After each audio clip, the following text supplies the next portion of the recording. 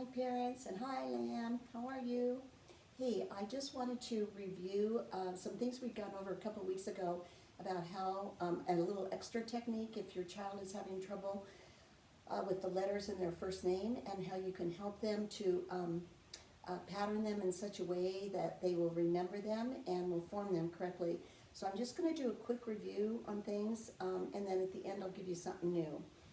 Anyway, this is the letter B. We're doing the name Ben, and the letter B is formed in three ways. Well, it's formed the same way, but we use three different modalities to use it so the child can learn how to form it properly.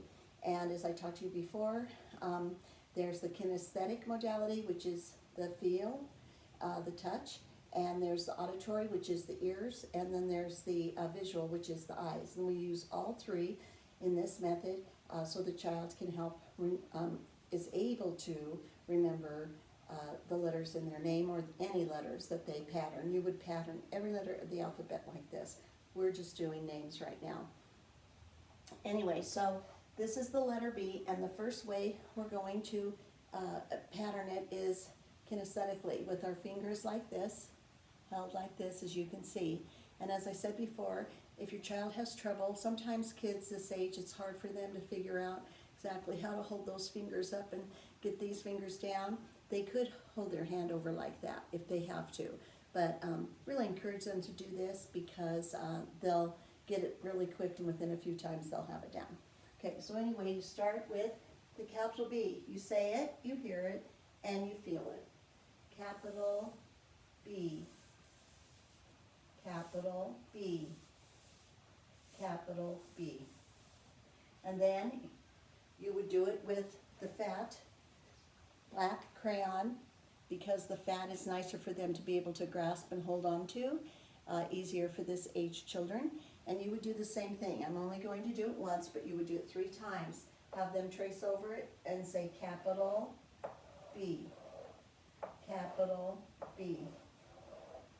I did it twice. And then the other way is to use the fat pencil if you have one. If not, you can use a regular pencil, but these are kind of nice because they're fat. Again, easy for the child to grip, and this has a gripper helper on it. Helps them know exactly where to put their fingers on the pencil so they hold it correctly. These are really nice. I'm sure you can find them online. I don't know if there's anywhere in town anymore where you can go actually into a store and get them. But you could try somewhere. I haven't seen them, but probably online you'd have success. Okay, so then you're going to have them use the blunt end of the pencil, and again they're going to say capital B, capital B, capital B.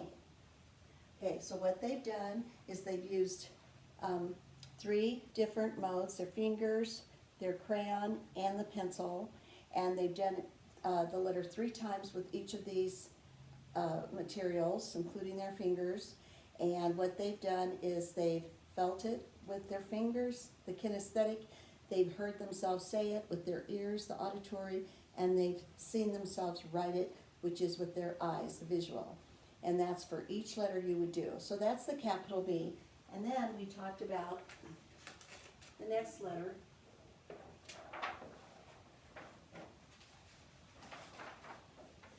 which is the E.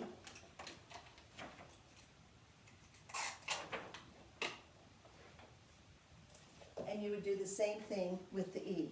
You're going to write it as big as this page is, though, all right? You're going to still write it big, because when they write big like this, their shoulder has a muscle there. It's a large muscle, and the large muscle has a memory. So when they're doing this with their arm, then they're able to implant what they're doing in their brain, and therefore it will eventually be implanted in there so well that they won't go back to making the letters incorrectly, but they'll just remember how to do it correctly. You would do the same thing with this one. And it's just E. E. And again, with 3 of the E, with three of the different tools: the fingers, the black crayon, and the fat pencil. The crayon is nice because it makes a little bit of roughness on the table, and that way the child can feel it better with their fingers. E. okay? And then we would do the same with the N. Same thing, you make it on here, and it's N, N, the pencil or the crayon, N, N, and then you would do it with the fat pencil on the blunt end, not the lead end. N, N. Now you can, if you want, let them hold it with the grip and use the lead end, and they would say N, N. It's just one extra way that they can use that large muscle. Okay, and so that's pretty much how you would do it, and I would suggest that you take a good, I don't know, week at least on each letter, just to make sure they're really patterning it correctly and it's getting in their brain. And then once you've, and even if their name is very long, Melinda, still, one letter a week, just give them time. They can write it on paper big just by themselves. You could take a piece of tape, like masking tape, and you could make the letter on the carpet for them and have them trace over it real big with their hand. You could even have them walk with it or on it with their feet. But that way they're doing it in a bigger sense. And then when you really want them to practice it on paper, I would start with large line paper. And if it means you have to just make larger lines, like say even 2-inch lines on paper like this, and have those be the lines that they use for a while, don't go right down to the small lines. They still need that large motor connection. So it's important to go, 2 inches. And then when you really sense and know that your child is getting it, and you will, then go on to maybe a little smaller line paper. But don't expect that they're going to get it like that, okay? They need the repetition. They need it to go slowly so that they can really remember what they're putting into their brain.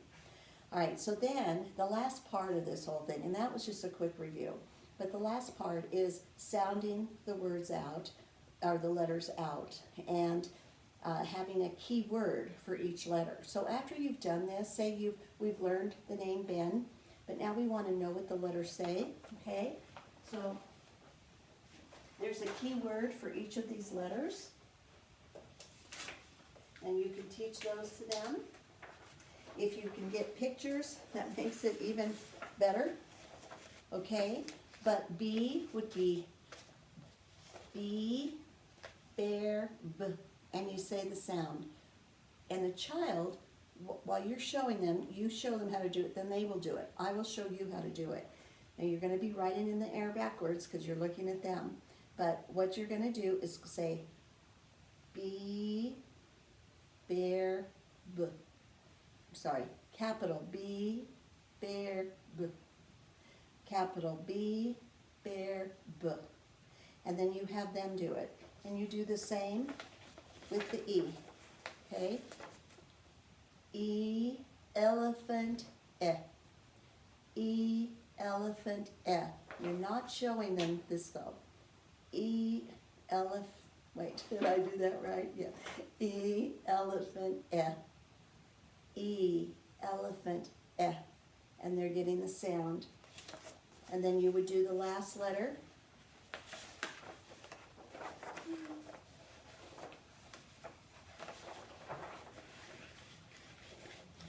N, and the word for N is night owl. That's the word they do with their zoophonics at school and their handwriting program. So we're going to do that one too. And again, you would not use this. You would just show them in the air. N, night owl, N, night owl, N, night owl, And you just keep doing them with that till they get it, or do that with them till they get it. Now, what I would do is, again, I would take time with this. So once they've learned how to write the first letter of their name, say it's B, and once they've learned how to do that, then I would teach them the sound, okay? So they've been up on the board, so to speak, or up on the wall, and they've done the 3 modems to learn, the 3 modalities. And once they have that down really well with that letter, and you know they're doing well with it and they're remembering, then if you have a picture of a bear, you could hold it up and show them the picture and the letter, and then say capital B, ball, I'm sorry, I'm used to ball, but I wanted to use what they're doing with the zoophonics. So capital B, bear, B. Capital B, bear, B. Capital B, bear, B.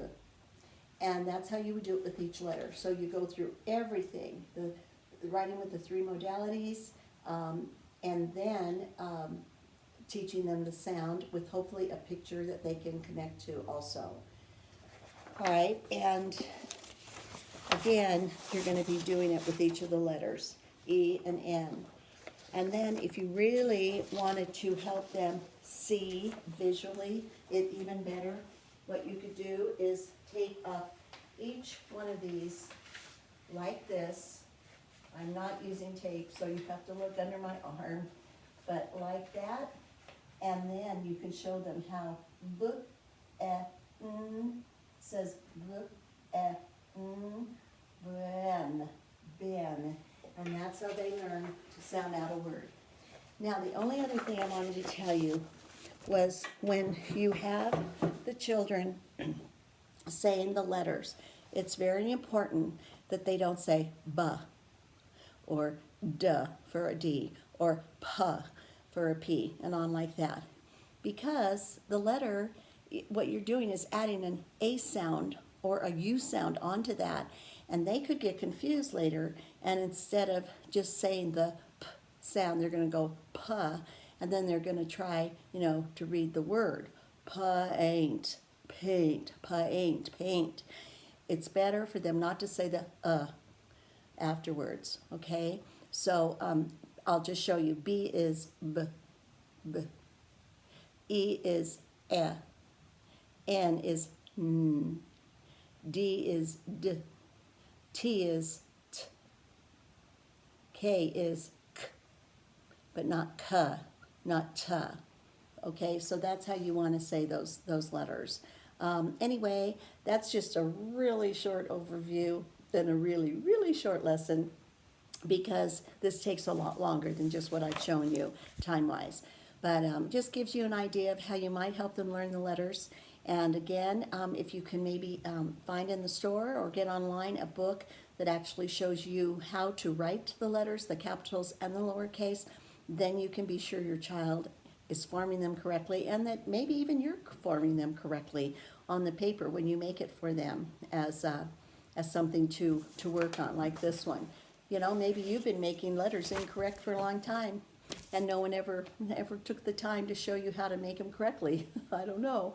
But let's have our kids do it the right way, and they'll have a much easier time in school too.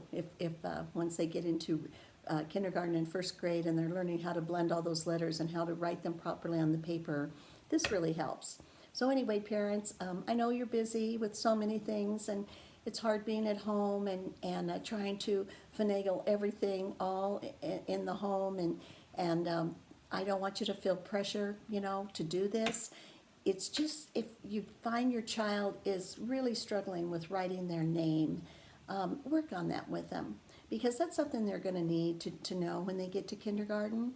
And they'll learn it all over again, not with this technique, but they will learn those things again. But, if your child knows it now, before they get into kindergarten, when they work at it at school and they're in kindergarten and they get it right, it's just going to really build them up and encourage them that they're really bright and they're really smart and they know how to do things. That's important for kids this age, to get a lot of feedback, a lot of positive feedback.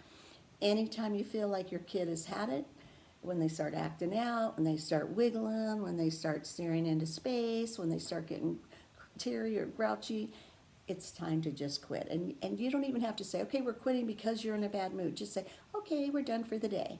Okay, keep it all positive. And anyway, if you have any questions, you're always welcome to contact me. Okay? All right. See you later. Bye.